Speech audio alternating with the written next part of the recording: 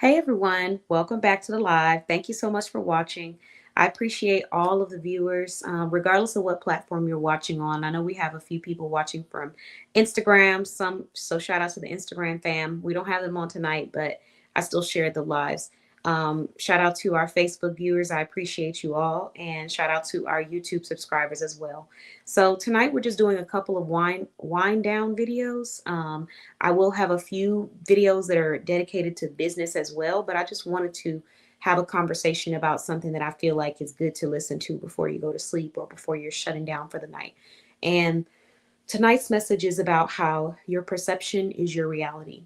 Um, Oftentimes, I don't think people realize how powerful our words are, and your words combined with your actions create your reality in a sense, for me at least, in my experience. So I just want to remind anyone out there, whether you are trying to build something, grow something, get to a better space, elevate yourself, elevate your quality of life, speak life into yourself, and practice surrounding yourself around people who speak life into you, and pay attention to anything that may appear or seem a little passive aggressive, whether it's coming from your own mouth or someone else's, because these are the types of things that do mold our productivity. Even though it may not feel like it, they do mold our productivity. And there's been so many different psychology studies and, tests where they have tested out placing people in certain environments to see how they change, emotionally, psychologically, all those things. And there are studies that give results where it shows how people's brains, their behaviors, their mindsets, their energy,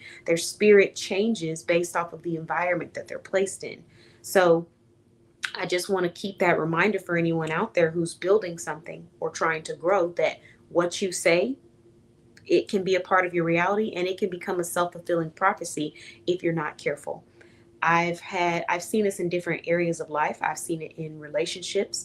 I remember speaking to a person who kept saying how they're just, a lonely person. They've always been alone. No one's ever been there for them, and no one's ever supported them. No one's ever had their back. No one's ever been consistent. And in the process of saying those things, I got to see them like firsthand exhibit those behaviors and those characteristics that they were so fearful or worried about someone else exhibiting onto them in their romance or in their romantic relationship. I got to see them play that out. I've seen situations in business where people haven't given themselves enough credit, where people talk down on themselves, or have that negative self-talk, or don't act as if maybe they don't deserve to be in certain rooms. Maybe they don't know how to talk about their brand. They don't have that confidence. And that translates, because when you build the confidence to know that you're worthy and what you're doing is great, you start to do things that help you build momentum. But when you say things that are counterproductive to your mission and to your value and your worth, you can decrease your momentum, and you can also increase the chance that maybe you won't follow through with the things you would have had you had that confidence. So I just want to remind anyone out there, as you're going through things in your business, as you are experiencing, hardships, don't let hardships become your identity. The name of the title is Your Perception is Your Reality, but I've talked about this a lot in the past, how sometimes people will allow a hardship to become their identity. It does not have to be your identity. It can be a part of you, but it shouldn't be your entire identity to the point where it consumes you and you're unable to be anything else because it takes up so much space in your soul and in your spirit. So I just want to remind people that we can go through things and still not allow them to, become our life story. So when you're going through stuff, don't make it feel like it has to be a permanent thing. When you are experiencing some kinks, in business that you have to kind of run through, don't speak about it as if it's something that won't be fixed or alleviated. When you go through something that maybe didn't turn out the way you wanted to, don't talk about it like it's quote unquote failure. Talk about it like it's a learning opportunity and take something positive from it. When things don't work out for you, don't take it as a rejection. Take it as a redirection to something that is going to make more sense for you and where you're trying to go for your business and for your life. So, hopefully, that message helps somebody. If you're going through something right now, if you're feeling stressed out, um, I hope that that does help.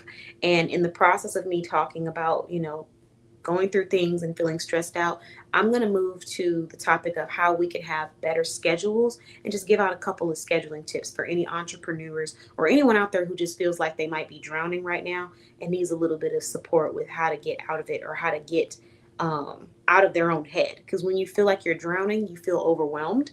And when you feel overwhelmed, sometimes what happens is we develop this thing called action paralysis, where we're stuck in one space. There's so many things we want to do, and we just don't know where to start. So we end up not doing anything.